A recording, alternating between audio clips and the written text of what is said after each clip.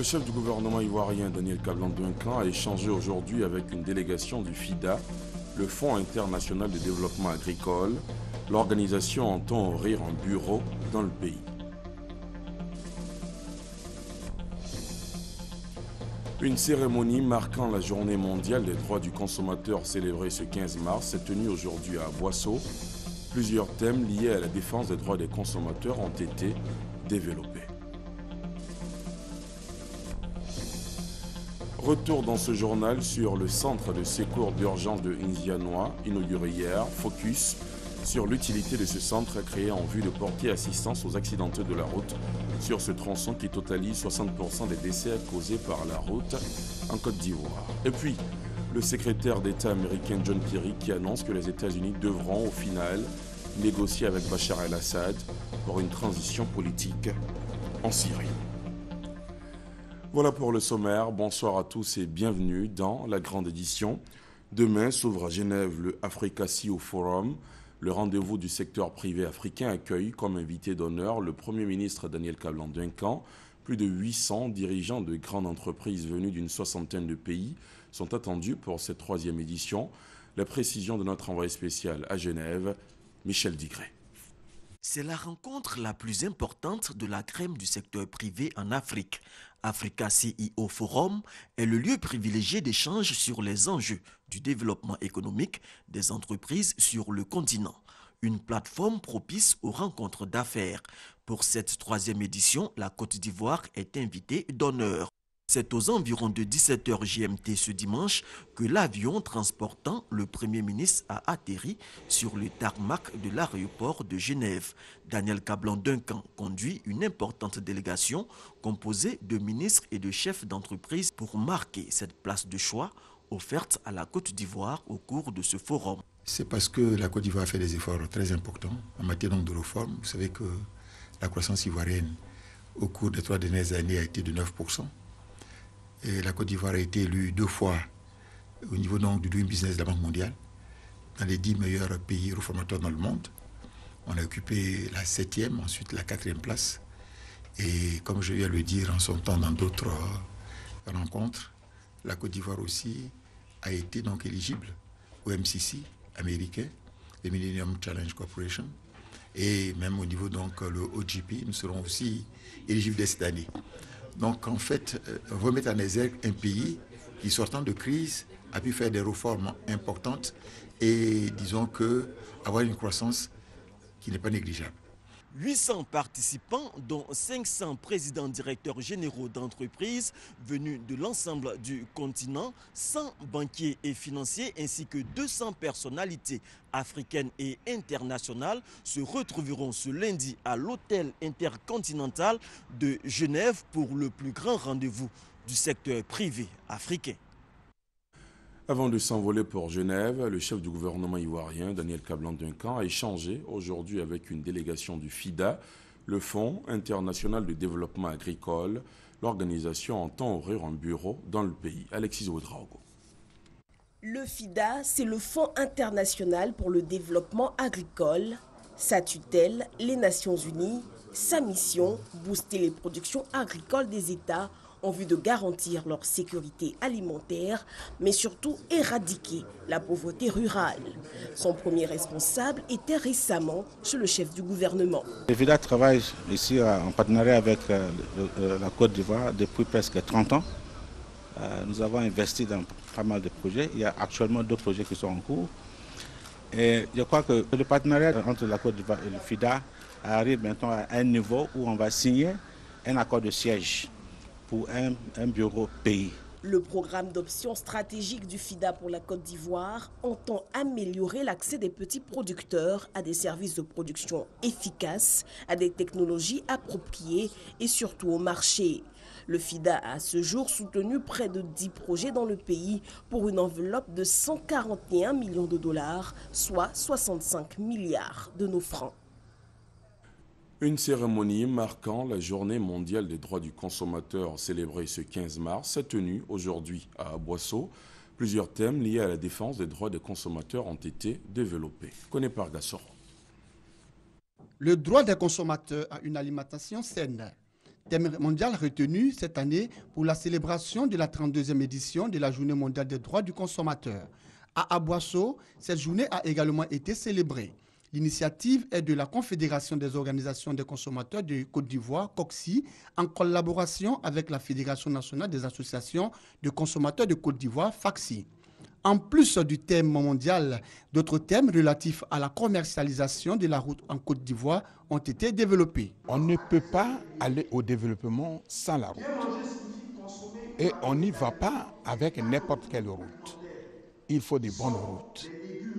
Donc, ce qui nous a amené à choisir ce thème. Pour les participants, cette cérémonie vient à point nommé. Cette caravane est bienvenue. Moi, je souhaite que ça fasse une tournée dans toute la Côte d'Ivoire.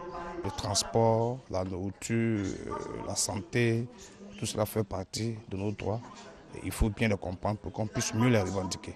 Selon les responsables de la Confédération des organisations des consommateurs de Côte d'Ivoire, COCSI, cette journée est l'occasion pour les consommateurs de s'unir à la COCSI pour la défense de leurs droits et surtout de leur bien-être. La commémoration de la Journée mondiale des droits du consommateur à Aboissau a vu la participation des autorités administratives et coutumières, des cadres et élus de la région. Et en prélude à la célébration de cette journée internationale des droits des consommateurs, l'Union fédérale des consommateurs de Côte d'Ivoire a organisé hier un panel sur l'alimentation, en ligne de mire les risques liés à la mauvaise alimentation. Herman Niamien. Les maladies liées à l'alimentation telles que le cancer, les problèmes cardiovasculaires et le diabète augmentent bien plus rapidement dans les économies en développement. Rien qu'en 2013, elles ont provoqué plus de 8 millions de décès avant l'âge de 60 ans dans les pays à revenus faibles et intermédiaires. Et la Côte d'Ivoire n'est pas épargnée. Selon les spécialistes, cette situation est due à une mauvaise alimentation. Il faut manger les aliments en fonction de leur destination nutritionnelle. Tous ceux qui travaillent dans les bureaux devraient consommer régulièrement des fruits et des légumes. Ceux qui transportent les bois, qui transportent le ciment, les dockers comme on dit et tout ça, eux devraient manger un peu de fruits, un peu de légumes, mais suffisamment aussi d'aliments énergétiques. Le riz, le pain, les pâtes, l'igname et tout ça. Ces informations, peu de personnes le savent.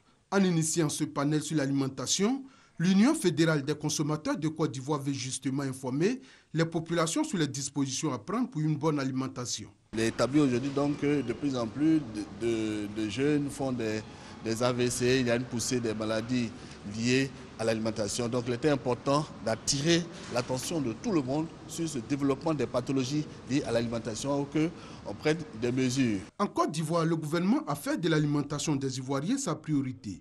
Le ministère du Commerce, de l'Artisanat et de la Promotion des PME mène le combat pour éviter l'entrée sur le territoire ivoirien de produits de mauvaise qualité.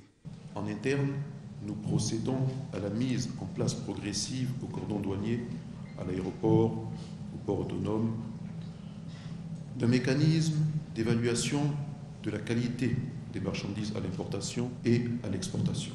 Les actions menées en 2013 et 2014 ont permis de saisir à Abidjan, comme à l'intérieur du pays, des produits alimentaires périmés, contrefaits ou interdits à l'importation d'une valeur de plus de 2 milliards de francs CFA.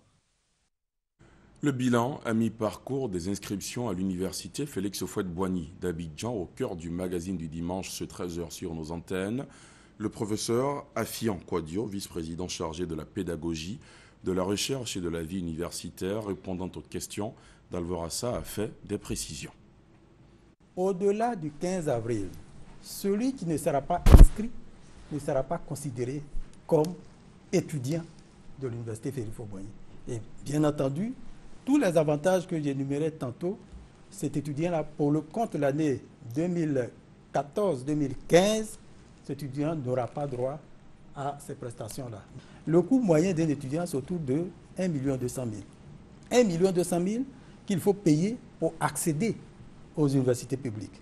Mais, vous vous rappelez, il y a 2 ans, les universités sont réunies et ont ramené ce coût à 10% de ce coût-là, c'est-à-dire proposer que les L, c'est-à-dire ceux qui sont inscrits en première, deuxième, troisième année payent 100 000, ceux qui sont inscrits en master payent 200 000 et ceux qui sont inscrits en doctorat 300 000.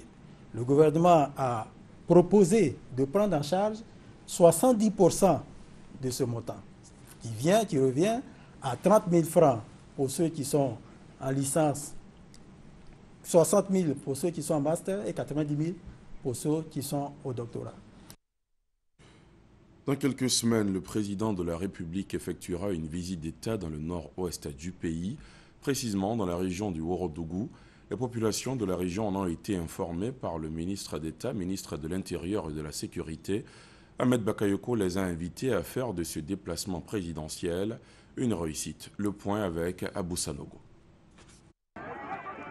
Le Ourodougou attend le président de la République, Alassane Ouattara. Ses filles et filles seront exprimées au ministre d'État, ministre de l'Intérieur et de la Sécurité, Ahmed Bakayoko, au cours d'une visite dans la région.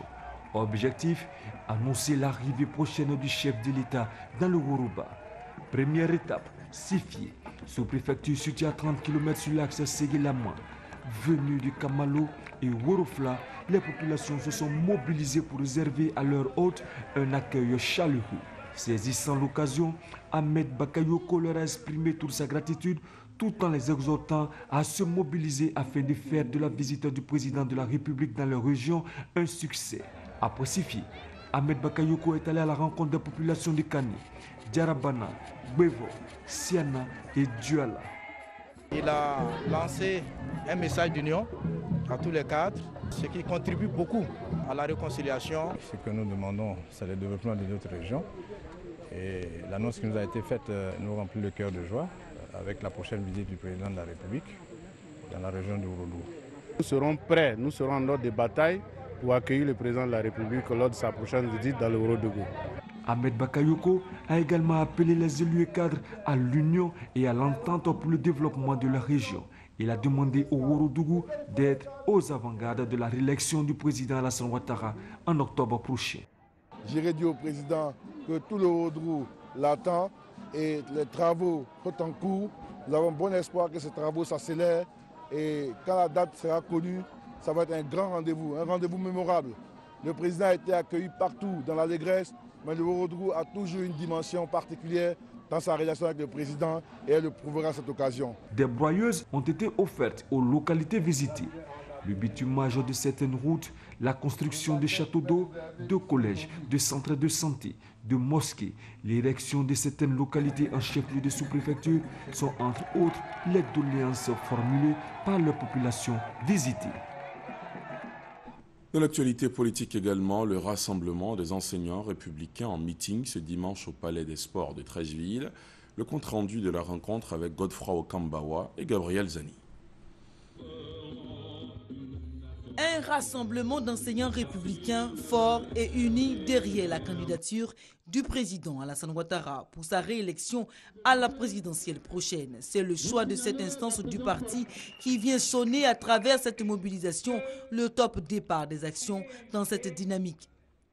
Nous avons sonné le rappel des troupes parce que le moment est venu de mobiliser l'ensemble de nos forces vives dans le sens de notre objectif central. La réélection du président Alassane Ouattara au premier tour des jours électoraux. Militants et militants du RER, vous êtes des acteurs incontournables dans la stratégie électorale du Rassemblement des Républicains. Ne dormez pas sur vos lauriers, ne dormons plus sur nos lauriers. Parrain de la cérémonie, le ministre d'État Dosso Moussa saisit l'opportunité pour saluer l'engagement des enseignants républicains. Cet engagement est pour lui un gage de stabilité. Je voudrais surtout vous rappeler les valeurs qui ont fondé notre grand parti. La cohésion doit demeurer dans nos rangs. La fidélité également doit être, aujourd'hui, être au cœur de toutes nos discussions.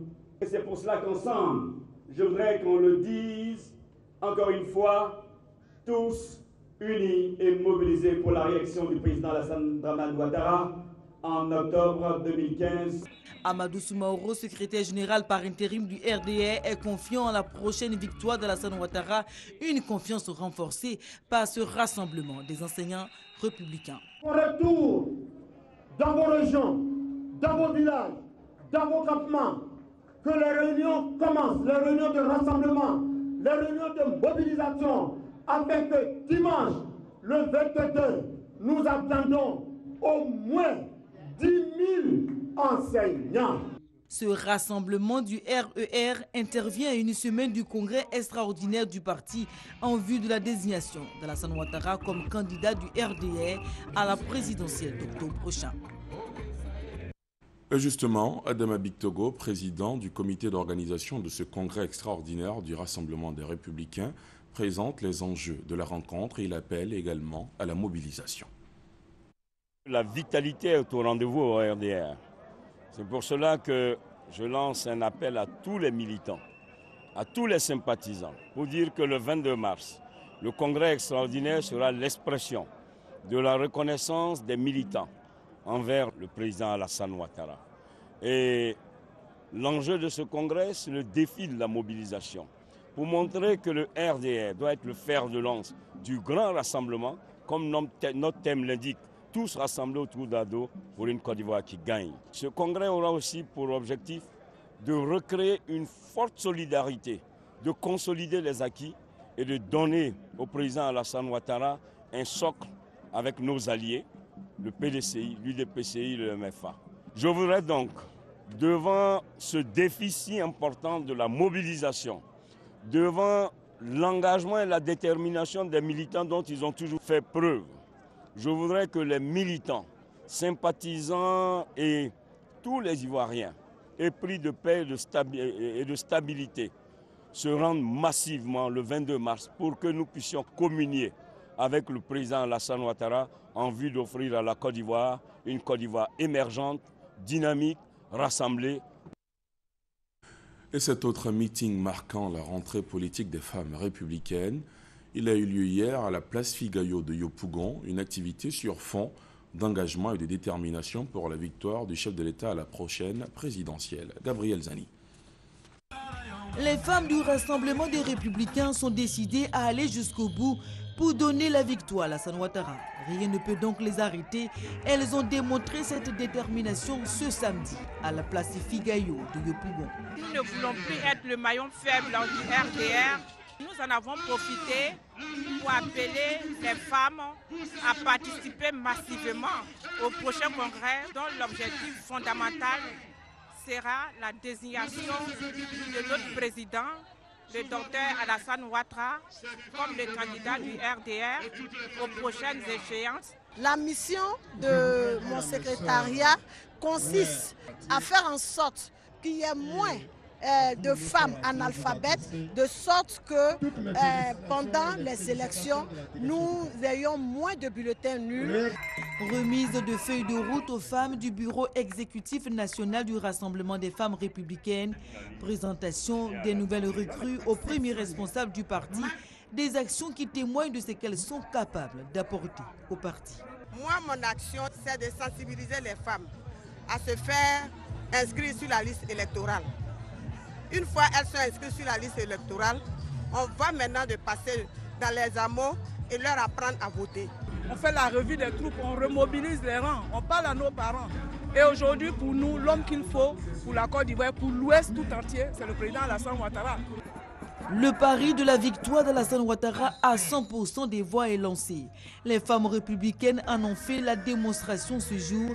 Elles sont venues de toutes les communes du district d'Abidjan et de celles de l'intérieur du pays pour participer à cette rencontre politique qui constitue une anticipation au congrès du RDR prévu pour le dimanche 22 mars. Comme annoncé en titre, retour en émail sur le centre de secours d'urgence de Nzianois, inauguré hier. Focus sur l'utilité de ce centre, créé en vue de porter assistance aux accidentés de la route sur ce tronçon qui totalise 60% des décès causés par la route en Côte d'Ivoire. Un sujet de Mamadou Kouassi. En janvier 2014, notre équipe de reportage tombe sur un accident de la circulation sur l'autoroute du Nord. Bilan, 2 morts sur le champ. La 3e victime meurt 2 heures après, juste à l'arrivée de l'ambulance en provenance de Ndouci, devant lui apporter assistance. Ces cas sont récurrents sur l'autoroute du Nord ainsi que sur les autres routes. L'ouverture donc de ce centre de secours d'urgence est un soulagement pour les usagers de la route et aussi pour les populations riveraines. C'est une très bonne chose parce que depuis longtemps nous attendons ça. Ça va sauver vraiment des vies. Parce que moi-même j'ai été victime d'un accident en 2010 sur l'as Gouroumina-Kouro, Yamsoukro, vraiment, sans l'aide d'un ami, j'allais mourir. On ne peut pas imaginer combien de fois nous sommes sollicités pour participer aux évacuations et tout ça, et quelquefois à nos propres frais. Désormais, le temps d'intervention en cas d'accident passe de 2 heures à moins de 20 minutes. Le centre de secours d'urgence de Nzianois a pour mission les secours médicalisés aux victimes, le sauvetage, l'intervention aquatique et subaquatique et la lutte contre les incendies. Le tout sur un rayon d'intervention de 120 km. Pour réaliser ces missions, il dispose de moyens matériels de dernière technologie avec une flotte neuve de 11 véhicules d'intervention et de 3 Zodiac. À cela s'ajoute un réseau TIC maillé non décryptable permettant de visualiser tout mouvement de véhicules sur l'autoroute du Nord. Chose qui va permettre l'intervention en cas d'accident. Bâti sur une superficie de 15 hectares, ce centre comprend plusieurs structures, dont un centre de santé d'urgence de 8 lits et un cabinet dentaire. Dans un centre de secours, il faut un cabinet dentaire. Parce que très souvent, quand il y a des accidents, la tête est touchée. Donc la mâchoire et tout ce qui concerne le dentaire est touché. Un sentiment de joie, de savoir que de par notre action, nous apportons un bien-être à nos populations. En cas d'accident, des équipes partiront de ce centre-là et arriveront à temps en vue, n'est-ce pas, d'aider à sauver des vies humaines. Pour la période 2015-2017, il est prévu sur ce site la construction d'une école de feu et de secourisme, la création d'une zone d'exercice pratique de lutte contre les feux de toute nature, ainsi que la construction de logements de pompiers, d'une école primaire et d'un héliport en cas d'évacuation de blessés. La deuxième édition des journées bilan de l'activité pharmaceutique ivoirienne a eu lieu récemment ici à Abidjan. La rencontre a duré 48 heures, occasion de décrire la situation générale des différents secteurs pharmaceutiques et leurs performances. Trascando. Pour améliorer l'état de santé et le bien-être de la population, la Côte d'Ivoire a adopté une politique pharmaceutique nationale. C'est pourquoi la profession pharmaceutique doit répondre à un certain nombre d'exigences réglementaires, d'où la tenue des journées bilan de l'activité pharmaceutique ivoirienne. Sur la base de ce qui a été fait depuis 2012, on se rend compte qu'aujourd'hui, effectivement, des chantiers d'élaboration de normes ont été ouverts. De plus en plus, le secteur ivoirien, au niveau pharmaceutique, s'oriente vers des bonnes pratiques qui permettent qu'il soit également compétitif vis-à-vis des autres marchés pharmaceutiques. L'examen que vous ferez de la situation du secteur pharmaceutique à l'égard des normes établies nous permettra donc de répondre à plusieurs questions, notamment quels sont les référentiels utilisés dans le cadre des activités pharmaceutiques en Côte d'Ivoire? Y a-t-il une conformité entre ce qui est fait et ce qui doit être fait? Mesdames et messieurs, la santé est le capital le plus précieux de l'être humain. Impliquons-nous tous. Le secteur pharmaceutique ivoirien et les normes est le thème retenu pour cette deuxième édition. C'est l'occasion pour nous de nous retrouver autour d'une plateforme pour discuter des problèmes, des difficultés, mais surtout des solutions et des perspectives que nous envisageons pour l'activité pharmaceutique ivoirienne. Aujourd'hui, en Côte d'Ivoire, ce sont plus de 1500 docteurs en pharmacie qui mettent quotidiennement leur expertise au service des populations dans les secteurs publics et privés. En bref et en image, ce geste de la Corée pour la réhabilitation de l'Institut botanique Akeasi Dandokwa Iban, le chèque marquant ce don de près de 46 millions de francs CFA a été remis à la directrice de l'Institut ce dimanche par l'ambassadeur de la Corée en Côte d'Ivoire. Cet argent devrait servir à la réhabilitation et l'équipement du centre. La conservation de 1000 spécimens botaniques et 1000 livres de collection du professeur Akeasi sont envisagés. L'école militaire préparatoire technique de Bingerville, EMPT, tient en ce moment la 44e édition de la semaine culturelle et sportive de l'enfant de troupe. Thème de cette semaine, l'EMPT, 75 ans d'existence, bilan et perspective. Cette activité ouverte hier prendra fin le 21 mars prochain. On fait le point avec Christa Diomandé et Hamza Diaby. Le Mbalax de la troupe sénégalaise Ngelegi. Le Fulbe Soda du Niger. Le Takamba du Mali. Ou la danse guerrière à Tchan exécutée par la génération Blessouet.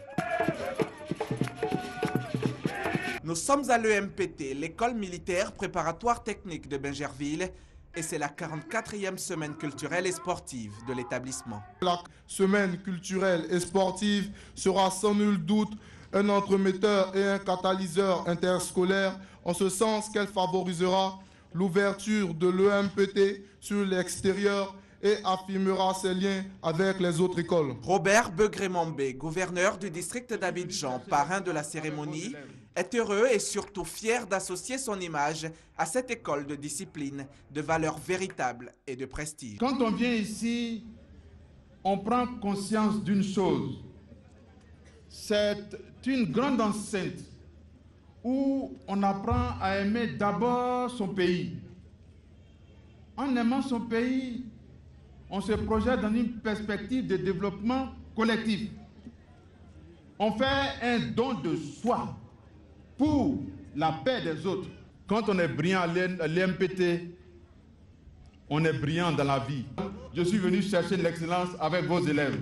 Cette semaine culturelle et sportive prendra fin samedi prochain, 21 mars. Elle sera émaillée entre autres de tournois interclasses, de conférences, de jeux éducatifs et de visites d'entreprises. L'école militaire préparatoire technique de Bingerville a 75 ans d'existence cette année. On en vient à la visite apostolique de Jean-Louis Cardinal Thoran dans le diocèse de Korogo. L'envoyé du pape participe aux 110 ans de l'arrivée de l'évangile dans le diocèse de Korogo. La capitale de la région du Poro marque la deuxième étape du périple ivoirien du cardinal français Kader Sogodogo. Il est 16h55. Le groupement de l'État de Côte d'Ivoire transportant le cardinal Jean-Louis Thoran atterrit à l'aéroport de Korogo. Il est accueilli par les autorités politiques, administratives et religieuses de la ville, avec à leur tête le ministre d'État Amadou Gon Coulibaly. Après le cérémonial d'accueil, le cap est ensuite mis sur la place de la République en plein cœur de la capitale du Poro. La calebasse d'eau, la parade des dozos, des pas de danse de Boulogne, tout était réuni pour dire Fotamanan, bonne arrivée en pays xénophobe, à celui-là même qui est considéré comme le Premier ministre du Vatican. Depuis Korogo, le Vatican, à travers son numéro 2, rend hommage à la Côte d'Ivoire qui, au moment où plusieurs parties du monde sont déchirées par des conflits, a su se réconcilier et raviver la flamme d'un espoir en l'humanité. Ce qui m'a frappé, je vous le dis tout de suite, c'est de voir cette cohésion de la société au-delà des provenances ethniques, religieuses. Ce qui est important, c'est la Côte d'Ivoire d'aujourd'hui et de demain. Ce qui est en train de se passer dans une partie du monde, je pense au Moyen-Orient, et c'est un échec pour toute l'humanité. Et quand je vois ce que j'ai vu aujourd'hui, eh bien c'est une espérance pour toute l'humanité aussi. Dans la soirée, une rencontre a réuni les religieux du district des Savanes autour de l'envoyé du pape avec en ligne de mire le dialogue interreligieux. La dernière étape de la visite du cardinal Jean-Louis Thoran au nord de la Côte d'Ivoire sera la célébration des 110 ans de l'arrivée de l'Évangile à Korogo. Une messe est prévue à cet effet à la cathédrale de la ville. En littérature, on s'intéresse à la présentation de l'œuvre « Jeunesse, 5e pouvoir ». Elle est écrite par le journaliste écrivain Stéphane Leba. Le livre a été présenté au grand public lors d'une cérémonie de dédicace. Éric Goret. La jeunesse 5e pouvoir est le livre de Jean-Stéphane Leba, journaliste écrivain. Un livre qui est une contribution intellectuelle à la promotion de la jeunesse. Selon l'auteur, les jeunes qui sont le 5e pouvoir sont ceux qui se mettent résolument au travail et qui se valorisent par le travail bien fait. Les caractéristiques de la jeunesse 5e pouvoir, ce sont ces jeunes qui ont un rêve, qui ont une vision et qui travaillent. Justement le travail, qui travaillent de sorte à glaner tous les lauriers, qui travaillent de sorte à avoir les distinctions nationales et internationales. Cette œuvre a été dédicacée en présence du conseiller du président de la République, chargé de la jeunesse. Touré Mamadou n'a pas manqué de féliciter l'auteur et d'encourager la jeunesse au travail. C'est vrai que nous avons traversé des moments difficiles liés aux conditions de notre pays, liés aux conditions de cette jeunesse elle-même. Parce que pour être manipulé, il faut présenter une certaine faiblesse. Et je pense qu'à travers des œuvres comme l'œuvre de Stéphane et à travers des actions qui sont menées, c'est amener les jeunes à prendre conscience. à prendre conscience, à s'attacher à des choses qui ont de la valeur et à être véritablement des acteurs qui peuvent contribuer positivement à l'avancement de leur pays et de leur continent. La jeunesse 5e pouvoir est une œuvre de 142 pages qui invite la jeunesse à un changement de mentalité et à une prise de conscience. À l'étranger, dans une interview accordée à une chaîne de télévision américaine, le secrétaire d'État, John Kerry, a annoncé que les États-Unis devront au final négocier avec Bachar el-Assad pour une transition politique en Syrie. 4 ans après le début du conflit en Syrie, la montée en puissance d'un ennemi commun, le groupe État islamique semble atténuer l'attitude de Washington vis-à-vis du président syrien. Fin de ce 20h. Merci de l'avoir suivi. Excellente soirée sur la chaîne qui rassemble.